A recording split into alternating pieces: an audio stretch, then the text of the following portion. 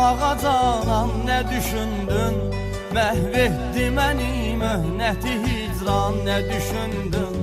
Verdin qərar ayrılmağa canan ne düşündün?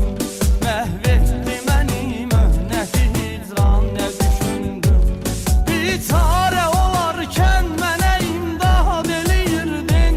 Hərçənd unudulmuş birini yad eləyirdin. Bir çare olarkən mənə imdad eləyirdin.